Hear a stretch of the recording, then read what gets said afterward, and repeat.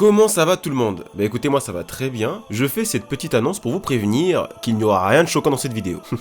Et avant de commencer cette vidéo, tu connais la procédure, tu dois soutenir cette chaîne. Like, abonnement et surtout un maximum de commentaires, c'est très important. C'est gratuit et ça t'empêchera pas de kiffer. Sur ce, nous pouvons commencer cette vidéo un peu spéciale. Parce qu'aujourd'hui, nous allons parler de l'homme russe le plus connu en France. Je dirais même dans le monde. Je parle bien évidemment pas de Vladimir Poutine, encore moins de Gérard Depardieu. Je parle bien évidemment de Sergueï Prokofiev. Thomas, tu veux bien faire un effort s'il te plaît? Pourquoi tu me dis ça? Bah ils sont nombreux à ne pas le connaître de nom. Tu fais exprès ou quoi? Ah oui, excusez-moi, il est tout simplement l'auteur du conte symphonique pour enfants le plus connu dans le monde, Petya et Volk. Pierre et le loup. Dave, c'est à ton tour. Merci. Tu veux que j'en parle de quoi? Bah je sais pas, les origines de Pierre et le loup peut-être. Ok.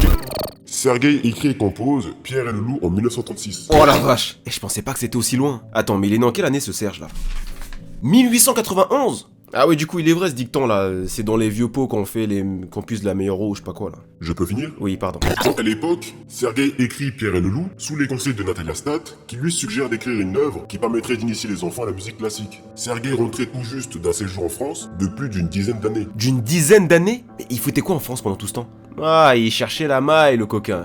Ah, Sergueï. Mais ça n'a rien à voir. Sergueï est parti vivre en Occident pour fuir la révolution russe de 1917. Ah. Disons que fuir n'est pas le bon mot. Il a juste préféré s'exiler pour bosser tranquillement sur ses projets, pour ne pas être dérangé par quoi que ce soit. Ok, je comprends mieux.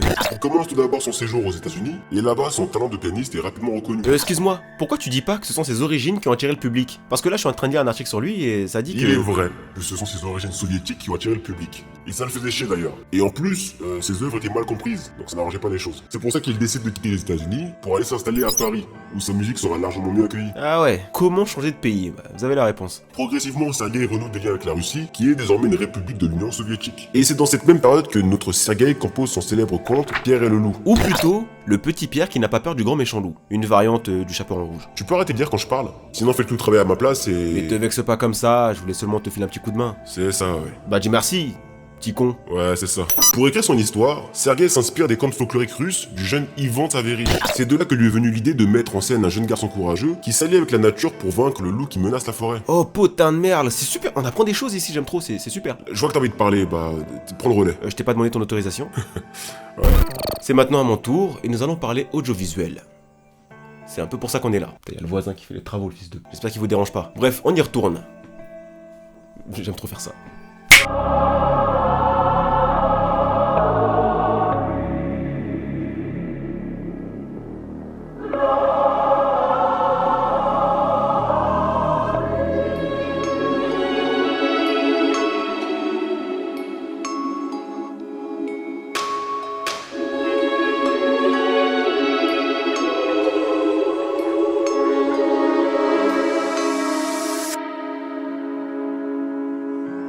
Pierre et le loup a eu droit à sa première adaptation en 1946, dans un dessin animé réalisé par Walt Disney. Et dans ce projet, les studios Disney y ajoutent leur petite touche personnelle en donnant des noms aux personnages du conte, et en leur attribuant aussi des traits de caractère. Par exemple, le grand-père possède un visage se rapprochant de celui de Dormeur dans Blanche-Neige. Et le loup, quant à lui, est beaucoup plus flippant que celui qui apparaît dans Les Trois Petits Cochons. Et il faut reconnaître qu'à l'époque, les studios Disney foiraient rarement ce qu'ils entreprenaient, même si le narrateur n'a pas l'air de savoir de quoi il parle. Et voici l'histoire de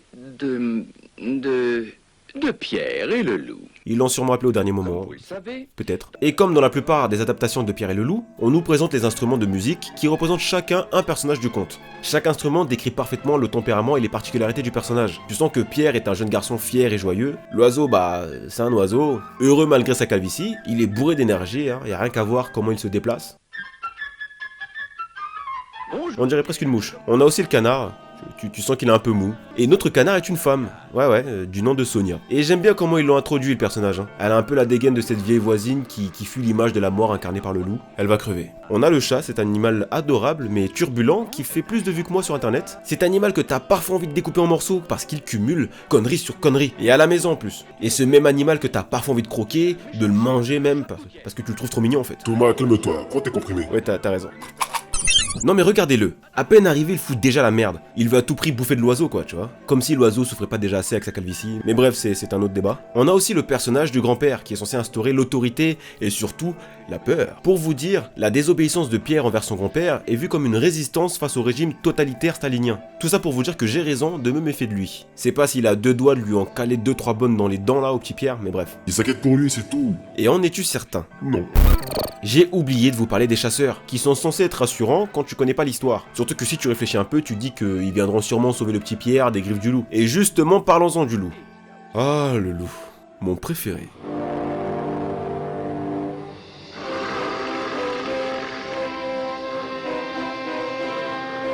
Ce loup se doute-t-il de ce que lui réserve cette journée?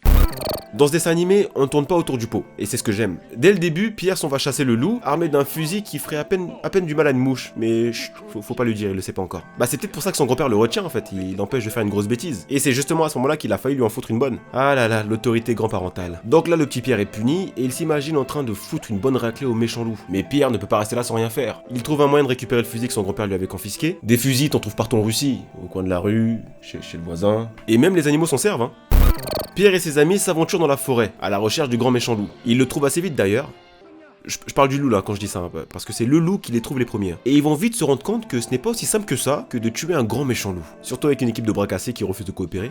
On peut constater l'inefficacité de ce groupe quand grand-mère canard se fait manger par le loup, pendant que ses camarades sont perchés en haut du même arbre où elle s'est fait bouffer. Ils ont pas bougé le moindre petit doigt.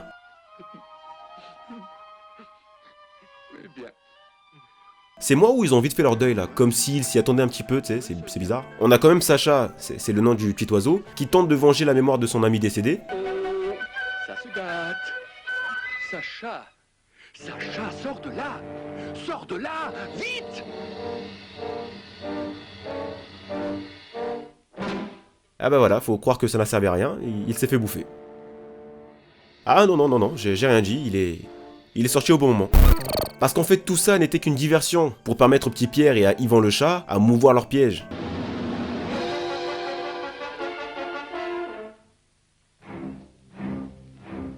Et c'est pas une surprise, hein, ça n'a pas fonctionné. Et c'est dans ce genre de moment, quand t'es dans le caca, hein, littéralement, que tu vois qui sont tes vrais amis. Avec Pierre qui repousse le petit Yvan là, le pauvre. Au moment où tout semblait perdu. Tiens, qu'est-ce qu'on entend? Ce sont les chasseurs. Mais j'ai l'impression que... j'ai l'impression qu'ils ont pas l'air plus intelligents que nos trois amis là. Sacha guide des chasseurs jusqu'au loup, qui est sur le point de dévorer ses amis. Mais ils arrivent trop tard. Pierre et Yvan ont déjà rejoint leur vieil ami.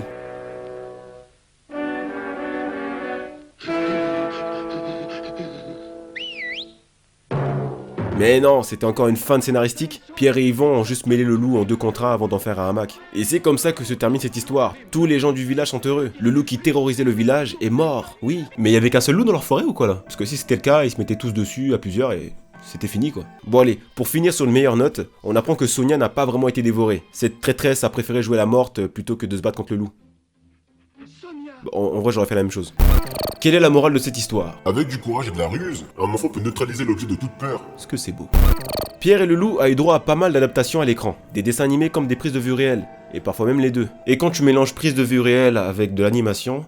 ça peut donner quelque chose de pas très beau. Comme ce film de Pierre et le loup réalisé par Michel Jaffrenoux, un film tellement moche. Mais regardez-moi ça. Putain, en plus j'ai eu beaucoup de mal à trouver les informations sur ce film. En vrai tu me diras le film il est trop vilain. Hein. Tu penses qu'ils ont essayé d'effacer toute preuve que le film existait? Raconte pas n'importe quoi. Non parce qu'en vrai, réfléchis 2 secondes, ça se comprendrait. Et ils nous ont vendu du rêve pour ce film. J'ai trouvé une image de la jaquette du film sur internet, et ça dit, on vole avec l'oiseau, on regarde avec le loup, on bondit avec le chat, et on danse avec le grand-père. Et j'espère qu'ils vont tenir leur promesse. Un mélange très réussi d'images de synthèse et d'acteurs réels. Ah bon? Une mise en scène mariant imaginaire et technologie, l'humour des images et l'amour de la couleur, qui devient un langage à part entière. Vous voyez là, on sent déjà qu'ils essaient de nous endormir là, mais ça marchera pas sur nous, c'est mort. Putain, c'est vraiment dommage. Et j'étais tombé sur des fonds d'archives de ce projet, et sur le papier ça avait l'air cool, hein, vraiment. Comme dirait Joueur du Grenier, y a ce qu'on te promet, et y a ce qu'on te fout dans la gorge, quoi. Bref, commençons ce film. On va essayer de pas trop s'attarder là-dessus. On retrouve le petit Pierre dans un décor de GameCube, me dites pas le contraire, et dès le début il fait la rencontre d'une fée. Une fée. Ah mais non en fait c'est l'oiseau. Ah ouais, ah oui mince alors. Et ça commence fort hein, parce que dès le début du film, Peter Pan se met à voler. Tu as dit Peter Pan? J'ai dit Peter Pan? Oui, oui, c'est ce que tu as dit. Pardon, je voulais dire Pierre. Bah en vrai, ils ont tenu leur promesse, hein. Ils nous avaient promis qu'on voyagerait avec l'oiseau, donc... qu'on volerait avec l'oiseau, pardon. Bah voilà, c'est là. On trouve aussi le personnage du canard, et me dites pas que celui-là, c'est Sonia. Non, non, non. Non, c'est pas Sonia, ça. Et me dites pas qu'on est dans Pierre et le loup. C'est faux. On est dans Avatar, le dernier maître de l'air, là. T'as le canard qui crée des tornades d'eau comme si c'était normal. On retrouve aussi le chat qui ressemble à une statue de chat qui prend vie. Il a l'air tellement raide, c'est tout ce que je vois en fait. Et là, on dirait qu'il nous fait une danse arabo-indienne. Et comme à son habitude, il se met à chasser l'oiseau. Et on retrouve également le grand-père qui a l'air plus stupide que jamais, et c'est sans parler de son jeu d'acteur. Et dans la clairière, et le loup. On nous avait promis une danse avec le grand-père, bah là voilà. Ah, quel parasite! Heureusement que le papy le pousse juste après, quoi. On retrouve le personnage du loup, un loup malade, mais qui pourtant terrorise la forêt. En vrai, ça marche. Un loup malade, ça fait peur, hein. C'est moche, je vous rassure. Bref, on va pas s'attarder sur ce film, hein. Le loup bouffe le canard. Et qu'il nous fasse pas croire que ce canard-là était délicieux, hein. C'est faux. Il s'est sûrement bloqué dans sa gorge, là, vu comment il est raide. Avançons directement à la scène dans l'arbre. Et dans ce film, la corde est un personnage à part entière. Oui, parce que c'est une corde magique. Une corde qu'ils ont voulu animer. C'était peut-être pas une si bonne idée. Ce charmeur de cordes. Vous avez compris? Charmeur de serpent, charmeur de cordes. Ah, ce bon vieux Peter Pan. Pour la énième fois, c'est Pierre. Pierre. Bon, vous connaissez l'histoire, hein. Ils finissent par capturer le loup. Les chasseurs arrivent au dernier moment pour le neutraliser. Les Russes et les armes. Une longue histoire d'amour. Heureusement, ces chasseurs sont de piètres tireurs. Attendez, ils ont réussi à le rater? Ça tombe bien de toute façon. Pierre, il voulait pas sa mort. Ok, il voulait peut-être pas la mort du loup, mais il était pas contre le fait de le maltraiter, on dirait. Regardez comment il le transporte. Autant le tuer, hein, parce que là, il souffre. Et perso, un loup avec cette gueule, je lui souhaite tout sauf la vie. Est-ce qu'on n'est pas sur un délit de faciès, là? Mais non. Et c'est comme ça que se termine ce film de Pierre et le loup. Et passons directement à ce troisième film, le plus connu de tous, Pierre et le loup. Bah cette fois-ci, on est sur une adaptation en animation de volume, et réalisée par Suzy Templeton, ou Templeton, j'en sais rien. Ouais, et avec une approche beaucoup plus glauque et plus mature que les films précédents. Déjà que Pierre et le loup me terrifiait quand j'étais petit, là on est clairement sur un film d'horreur. Et même Wikipédia n'est pas très tendre avec ce film. Ça dit, l'histoire se passe en Russie, merci de préciser. Pierre est un garçon pauvre, sale, et petit détail très important, il a froid et faim. Ce qui n'est pas facile à deviner, hein, c'est vrai parce que le film est muet. Tu entends juste des bruits de vent, comme pendant cette scène où Pierre croise le regard de la fille qu'il aime, enfin je crois. Et on en parle de la gueule de Pierre là, parce que il est trop vilain. Regardez-moi ça. Il ressemble à un mec qu'on connaît bien là. Mais si, vous savez ce type là qui... Je donnerai pas son nom parce que je risquerais de me faire bannir de TikTok si je venais à poster cet extrait, donc je ne dirai rien. Vous pouvez me torturer, je ne dirai rien. Mais Pierre est loin d'être le plus moche de ce film, rien qu'à voir la gueule de son grand-père. Non, c'est pas cool de dire ça, il est juste vieux, en plus on y passera tous, enfin voilà. Veuillez m'excuser, parlons plutôt des chasseurs. Parce que eux, enfin, oui, ces mecs-là sont censés représenter les chasseurs. Tu me diras, ça les correspond mieux, hein, maintenant qu'on les connaît, avec ce corps de lâche et le gros juste derrière. On a compris que dans Pierre et le loup, les chasseurs n'avaient aucun sang-froid, qu'ils arrivaient toujours au dernier moment, et pour rater une cible qui ne bouge pas. Mais bref. Parlons du personnage de l'oiseau, qui quant à lui rencontre des difficultés à voler. En gros, c'est un handicapé. Un handicapé qui a besoin d'un ballon pour voler. Ça arrive, c'est normal, c'est pas grave. Le canard, bah lui, il est juste affreux, il a pas de plumes, mais au moins, il a des cuisses d'athlète. Regardez-moi ça, là, c'est... Des cuisses de poulet, là, moi j'aime bien ça. Et le chat? Et le chat? Bah alors pour le chat, on est loin du chat adorable dans l'adaptation des studios Disney. Hein. Non, là on est sur un gros casse-couille là. Ce film ne vous met pas en valeur, et je parle bien sûr aux personnes qui sont obèses. Je me souviens avoir vu ce film quand j'étais petit à l'école, et je souhaitais la mort de ce chat. Je pouvais pas me le voir, il m'énervait. Je souhaitais qu'il crève. Enfin bref, c'est pas le sujet, parlons un peu du scénario.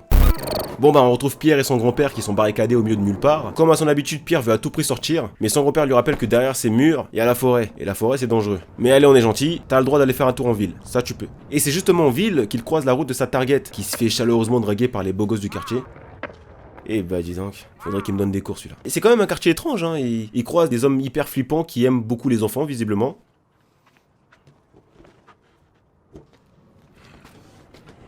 Il lui a offert un ballon. Ça, c'est bon, tout va bien, ça veut dire qu'il est gentil. Et c'est à ce moment qu'il croise la route des chasseurs, qu'il bouscule sans faire exprès. Mais le gringalet a besoin de prouver sa supériorité, alors il le fout dans une poubelle devant tout le monde, rien que pour l'humilier. Ok, traîner dans la ville, c'était peut-être pas une si bonne idée que ça. Entre les adultes qui vous offrent des ballons et les chasseurs qui vous harcèlent, peut-être, je dis bien peut-être, qu'on serait mieux dans la forêt. Pierre réussit à piquer les clés de la barricade à son grand-père et sort s'amuser avec ses amis. Bon, entre temps t'as le chat roux et obèse qui vient jouer les troubles fêtes, mais c'est pas grave, l'oiseau lui rend bien. Pendant ce temps, t'as le grand-père qui se réveille et qui prend du temps à réaliser ce qui se passe. Et quand il réalise... Le pauvre, il me fait de la peine. Carrément, je pensais qu'il allait faire une crise cardiaque. Hein. Vous savez tous comment ça va se passer. Le grand-père va gâcher la fête, et de force, il va ramener le petit Pierre à l'abri.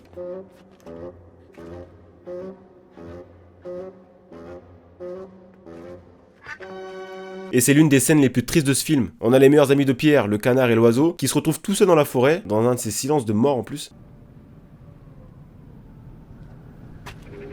Pourquoi c'est triste? Parce qu'on sait très bien ce qui traîne dehors. Le loup. Et c'est le début des problèmes. T'as oublié de dire qu'il y a aussi le chat qui s'est retrouvé enfermé dehors. Mais on s'en fout de lui. Il a failli se faire bouffer par le loup. Malheureusement, il a raté son coup. Et c'est franchement dommage, hein, parce que le loup aurait pu se rassasier pour les 9 prochains mois. Pendant que le loup est distrait par le maxi big fessier du chat, Pierre en profite pour appeler son ami avant que le loup s'en prenne à lui.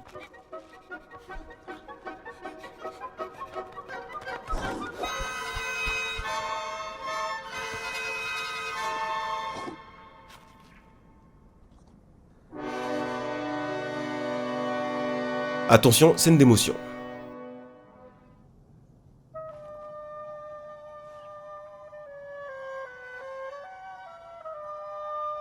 Oh là là, est-ce que c'est touchant. En vrai, ça fout le seum à côté de ce chat qui veut pas crever là, ça me fout la haine. Pendant ce temps, Pierre improvise un plan à la hâte pour capturer le loup. Il demande un petit coup de main à son ami l'oiseau, qui croise le regard du loup et il se dit que c'est peut-être pas une si bonne idée que ça. Malheureusement pour lui, il glisse et il atterrit sur son nez. Pendant que le loup essaie de bouffer l'oiseau, qui ne sait pas voler, Pierre en profite pour l'attraper par la queue. Mais là, on est dans un film beaucoup plus méchant. Le loup fout une bonne droite à Pierre qui lui laisse des marques de griffure sur le visage. Et le loup, il a la dalle lui, il tente le coup une deuxième fois, mais Pierre lui lance un filet sorti tout droit de ses fesses dans la gueule, ce qui empêche automatiquement le loup de bouger.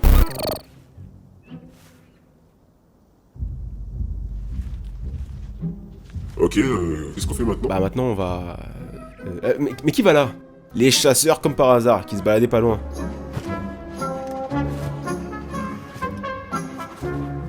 Vous êtes sûr que ce sont des chasseurs ou des jeunes qui se prennent pour des chasseurs? Bah, ils sont armés quand même. Ça veut rien dire ça, on est en Russie.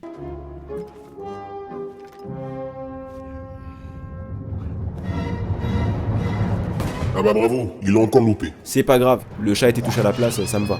Le grand-père sort après avoir entendu le coup de feu. Le pauvre, on sent qu'il tient même plus sur ses jambes quoi. Il arrive même plus à tenir son fusil normalement. Bon allez papy, lâche ça. Mission accomplie. Et c'est le moment pour Pierre de frimer devant sa meuf. Il est tout faire de leur montrer le loup que tout le monde redoutait.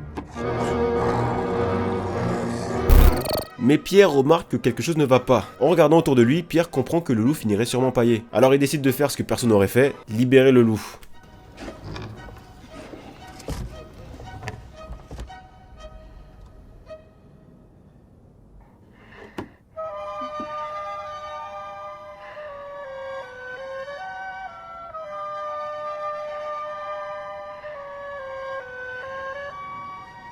Ce qui ne plaît pas vraiment à son grand-père, vous vous doutez bien, hein.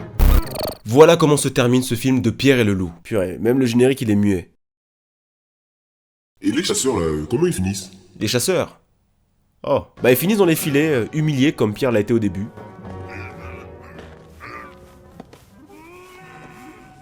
Oh, ça c'est vraiment cool. Très bien comme ça. Oh, ça j'aime bien. Bref, c'est la fin de cette vidéo. Que dire? Que dire de cette œuvre qu'est Pierre et le loup? Ce conte symphonique joué dans le monde entier est l'une des œuvres les plus importantes dans l'histoire de la musique pour enfants. Musique pour enfants qui continue d'être populaire auprès des jeunes. Tu connais la chanson, si tu as aimé, n'oublie pas de t'abonner, liker et surtout je veux un maximum de commentaires, c'est très bon pour mon référencement. Et n'oublie pas de me suivre sur Instagram, c'est gratuit et ça ne t'empêchera pas de kiffer. Sur ce... Ciao mes rêveurs. J'ai cligné des yeux là ou j'ai fait ça? Ciao, ciao les rêveurs.